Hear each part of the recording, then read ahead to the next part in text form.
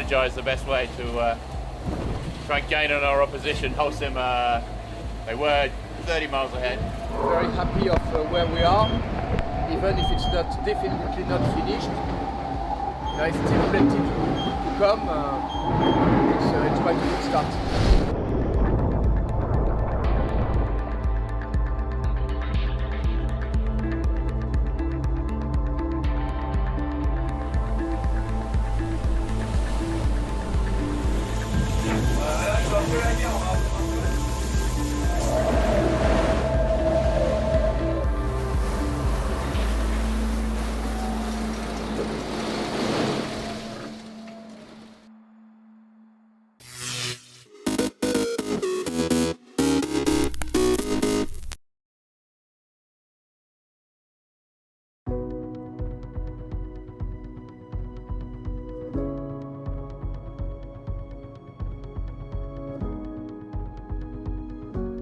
Welcome to the Ocean Race Show, where we left our teams locked into a drag race, where boat lengths were hard won, but easily lost in the case of a nosedive or broaching out of control, and where everyday life takes a back seat.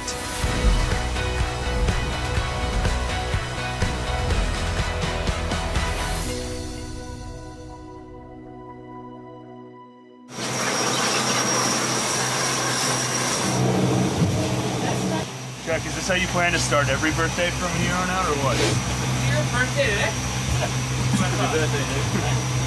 Yeah, early morning feel. You know, started with a nice 8 hours in the bunk, you know, and then a lovely gourmet breakfast. Straight to the office. Here. Yeah, then straight into the office. You know, I got a pretty short commute. It's only 2 steps, so not too bad. But yeah, not too bad. No time for birthdays on the Amokas and barely enough chance to sleep on the VO65s, but that's how each day of the race works. I have to say everyone is getting very, very tired, including me, but working super hard for it. Well, you know, I think still 3 more days of sailing, maybe 4. So that's, in the end, we're gonna attack for sure and gonna give it our best, eh? Jelmer van Beek knowing that this leg is coming closer to the end, meaning that any of our VO65s have limited moves left to try and catch race leaders Wind Whisperer Racing Team, who, like everybody else, are enjoying the fact that now that they're off the breeze, they can let the boats rip. Finally, we are downwind. We had a nice last 24 hours. It was mostly reaching and downwind. So now the sun is shining, going south, and nice wind, so all good. The VO65s have a new weapon in their sail inventory that wasn't available during the last edition, the A4, a downwind asymmetric spinnaker. And using this new kite and lined up with a perfect wind angle, Team Yayo put in their best 24-hour run, 445 nautical miles. But another of our VO65s got the top run of the fleet, 476 nautical miles from Merpuri Foundation Racing Team, as they too enjoyed the conditions. Ed, how are you feeling? Good. Finally, I get some rest before this watch. So I really fall asleep for the first time, so that was good. Now we are in the perfect conditions for this boat. 25 knots downwind, big waves, masthead 0, triple-headed. We're going fast in the direction where we want to go to Cape Verde. Meanwhile, Viva Mexico are back on the water and sailing again. 2 days ago we were fighting for the podium, and today it's just to finish the leg, but still, as long as you have a good goal in your head, the motivation is the same, so happy to go back out sailing. Even though Viva Mexico waited for the worst of the breeze to blow through to spare the second mainsail from the same conditions that ripped their first, there was plenty of wind and waves ready to welcome them back to the racetrack. The other 5 VO65s are long past the upwind conditions in the Strait and have been blasting downwind in a drag race to the Canary Islands, with Amber Sail 2, at the moment, at the back. Our sailors are still having a rough time, but now at least they're going fast and it all seems to be a bit more bearable. I think everything I brought is either wet or more wet. So nothing's dry, but we're still having fun. The crew is doing a really good job. They're working hard. They're doing every sail change without any complaints. They're pushing the boat really hard, so they want to race, and so far so good. There was still plenty of miles ahead for the VO65s, but who doesn't enjoy fast sailing in the sunshine? Team Hulson PRB had the best run of our mockers, covering 520.14 nautical miles in 24 hours. Not bad for our first downwind blast of our 50th anniversary edition of the race. Well, the race in the Imoca fleet has been a battle of attrition. We've had breakdowns and that constant need to take your foot off the gas, slow the boat down so you can safely go on deck for repairs or even sail changes.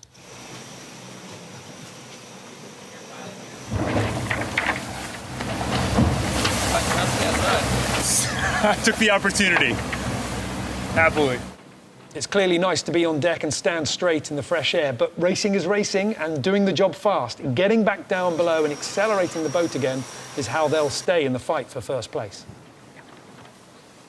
And that battle for first place was certainly intense. 11th Hour Racing Team was set up slightly to the north of the current leaders, Team Hulson PRB to the south, and then behind, well, a little bit of a stretch between 1 and 2 before we get to 3, 4 and 5. At the back, Guyot Environment Team Europe trying to decide what was the best way to line themselves up for the Canary Islands, with Biotherm firmly setting up for that western edge. And in the middle, Team Militia finding some good form and having to decide whether it was more important to defend the boats behind or attack the leaders. We had a few issues earlier, but now they're manageable, so it's pretty perfect. And yeah, enjoying the highway south, to be honest. Pretty nice.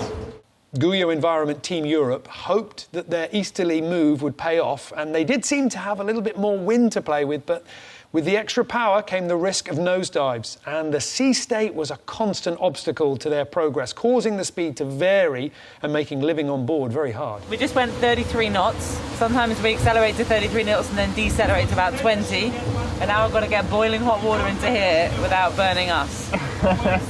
Wish me luck, Charles. Wish me luck.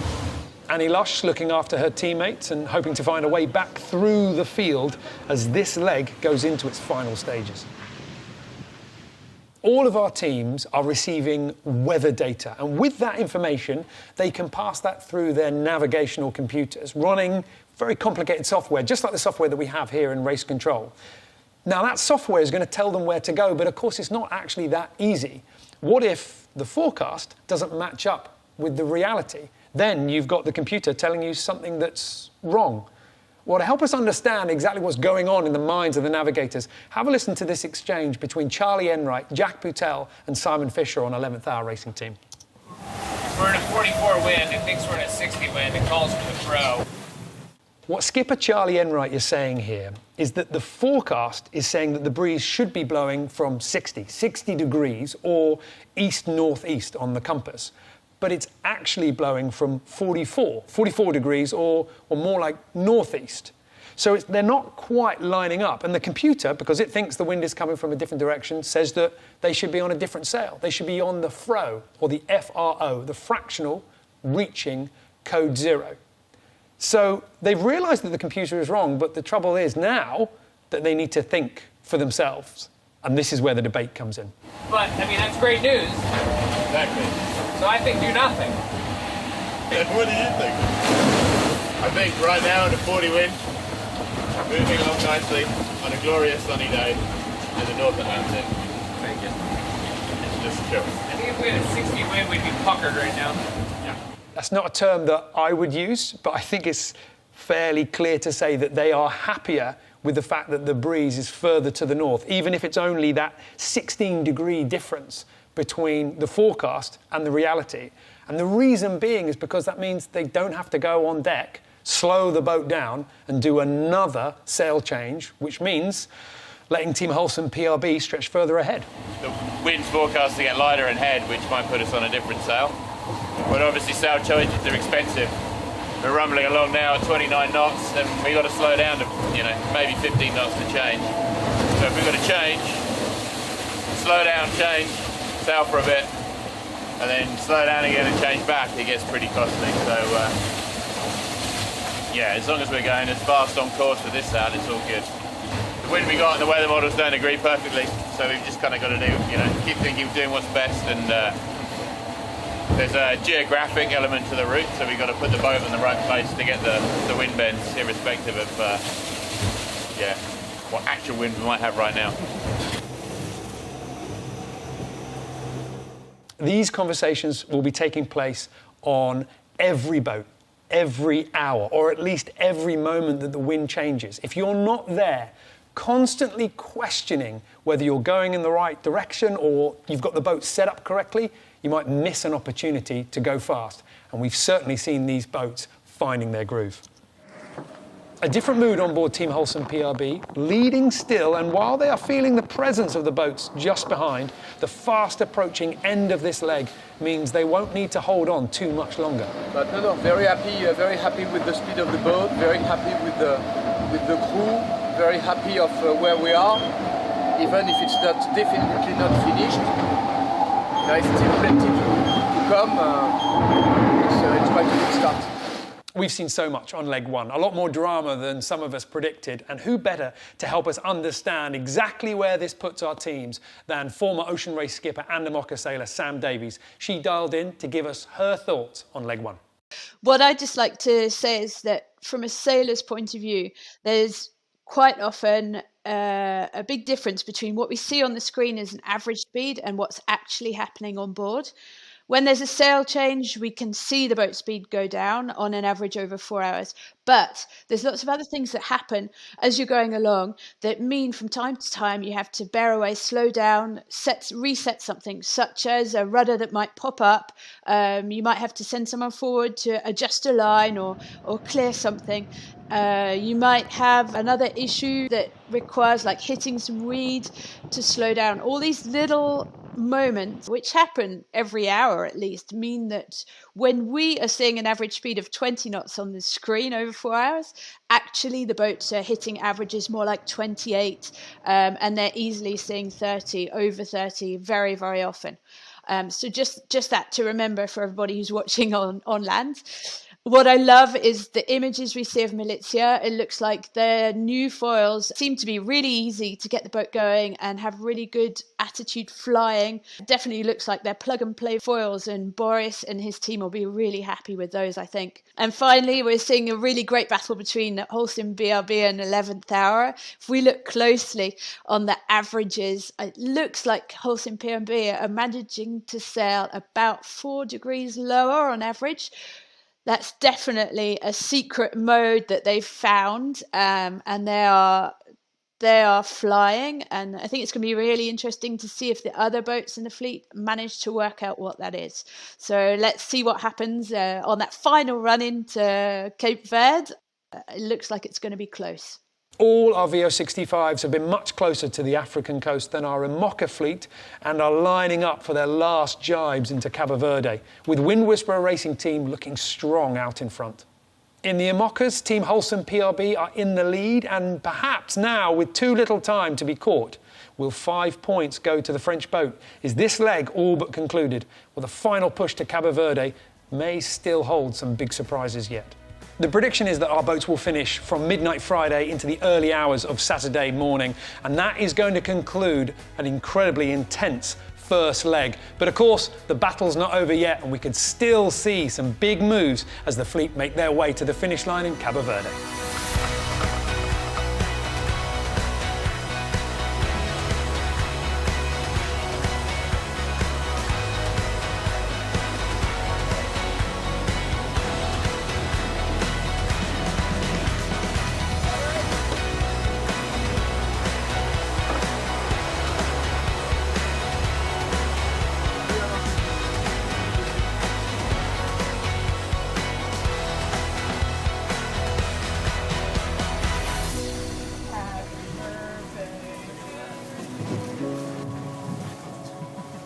Power of the airboat.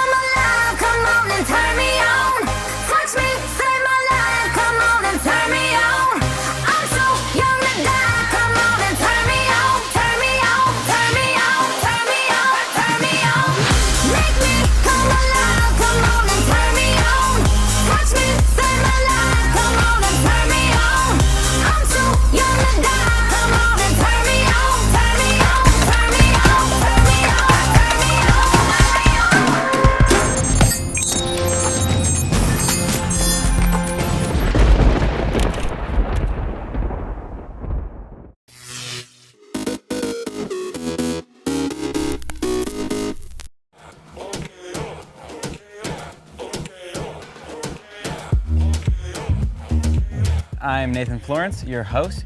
I'm a big wave surfer, a YouTube extraordinaire. I'm a son of a surfer, a brother to 2 surfers. In this series, you guys are going to meet some of the local talent that I think will be representing the next generation.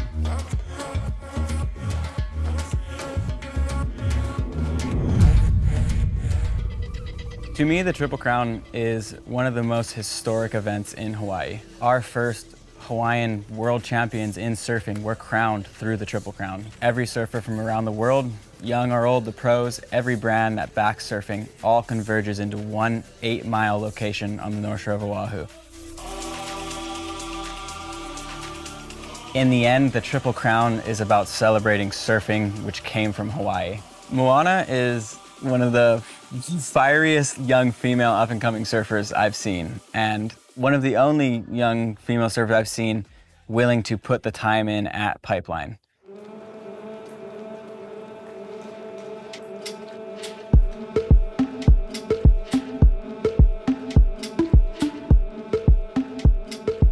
My name is Moana Lani Jones Wong, and I'm a professional surfer, and I'm from the North Shore of Oahu.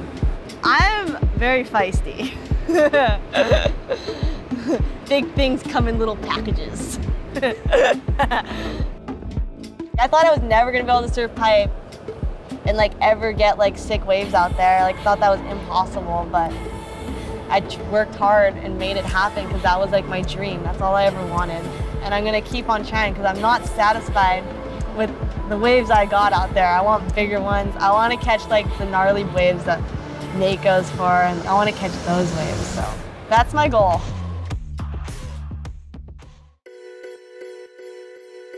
Hi, Nate. Good morning. What's up? How are you?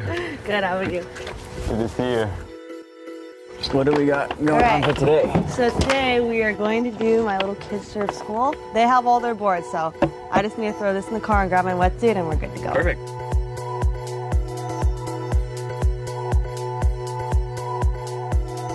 I think Nate is qualified to be my surf assistant today because I think the kids are really gonna think he's funny and they're gonna be stoked to go surfing with him. Probably qualified due to the fact that I've been more work than 99% of the surf population, so I can hopefully help our students avoid that today. They're gonna be like, Nate Florence, no way. So I started the surf school because that's something that I really thought was important, and it's also just trying to give back to all the kids. I wish growing up, an older girl that surfed good was encouraging me and pushing me into some ways. I would have been so stoked. Oh, nice.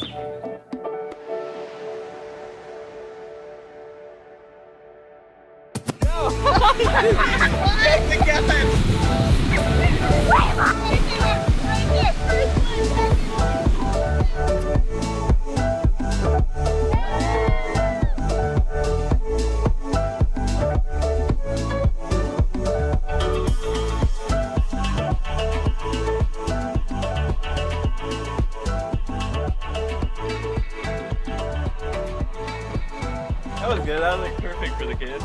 They it's funny because that was the biggest they've ever gone out, but the kids loved it actually. They loved it. They had and so much someone fun. rode bombs. Yeah, they were when they came in, they're that was the biggest wave I caught in my life. Yeah. They're just yeah. He goes, I went 45 miles an hour. I was like, yeah, you did. It was so funny when he was. So them seeing you putting the time in out at Pipe in these bigger spots and then coming and taking the time to teach them, they can turn that into their own personal goals a lot easier than even a far older person giving those lessons, it's more relatable for them.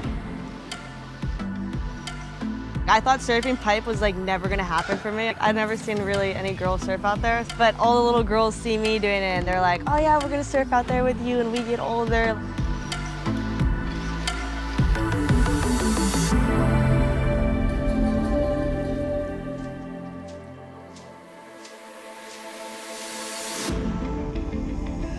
To be competing in the Triple Crown this year is really exciting for me because this is my home. All these spots is I grew up surfing these spots, and this is where my family has been for so many years. This is the ocean that my ancestors are in, and I'm with them out here.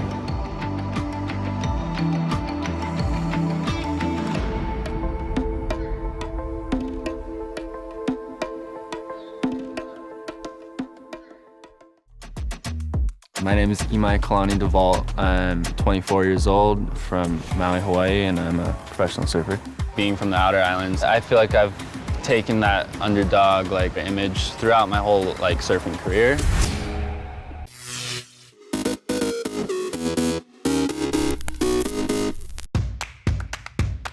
We're back again in 2022 with the Pick and Pay People and Planet Cleanup.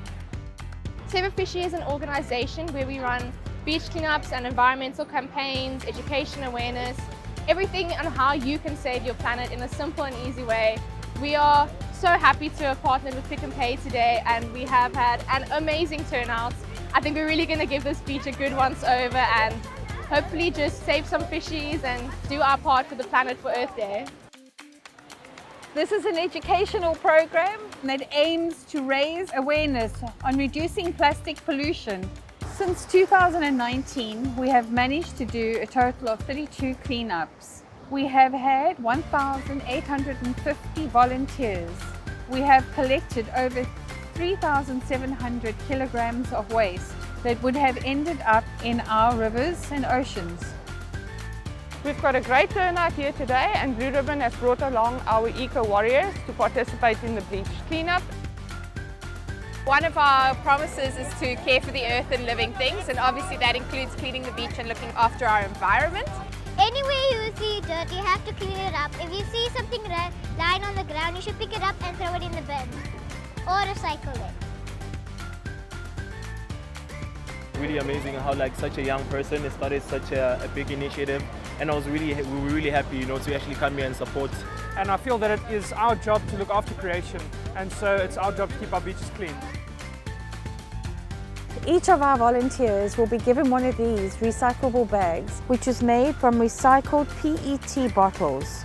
We want our volunteers to use these bags on their next shopping trip.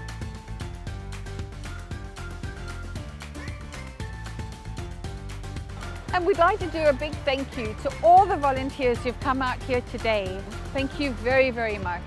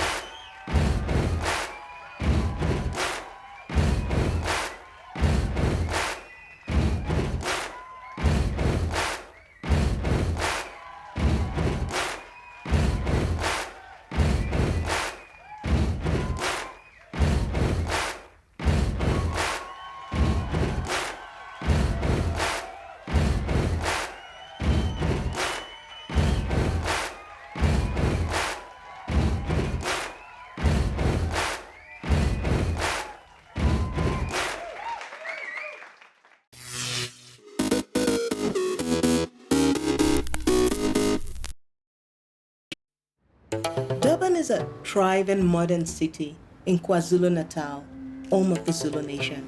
Its people live a fast-paced 21st century life, yet many of them carry their traditions deep within them. I find that the traditional Zulu attire is so regal looking. Just the colors and the vibrancy, just beautiful. I traveled out of Durban to discover the Zulu way of life. I didn't realize how close the city is to the beautiful rolling hills of the heartland. I was excited to find people still living according to a proud, passionate heritage, not just respecting the old ways, but celebrating tradition joyously. I found people with an amazing zest for life, flashes of color everywhere. I was swept up in the drama, the noise, the excitement of it all. I mean, every photographer lives for those moments. It's something I'll never forget.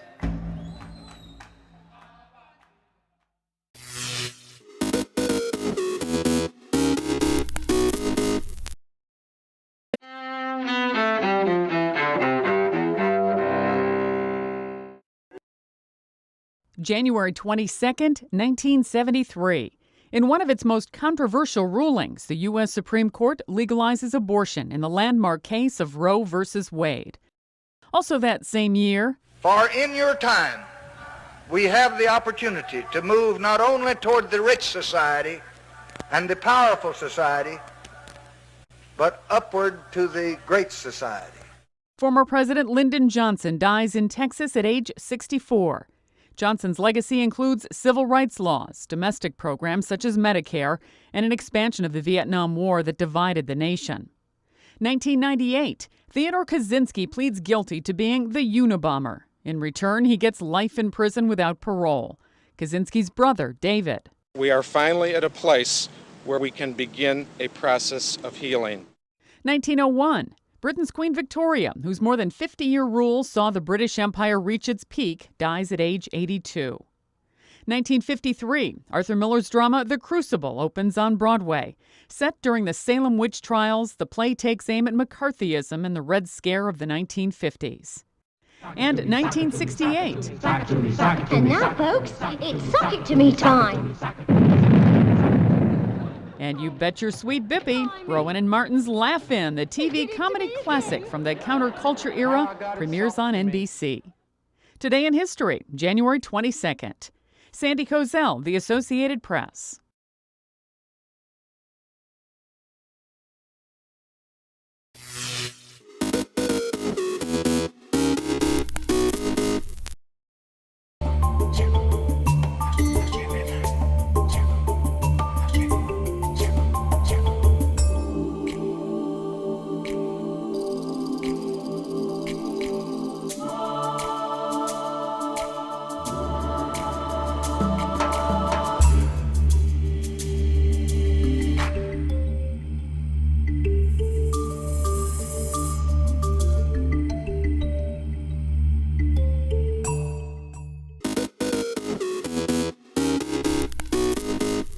Welcome back in our studio, and in today's news,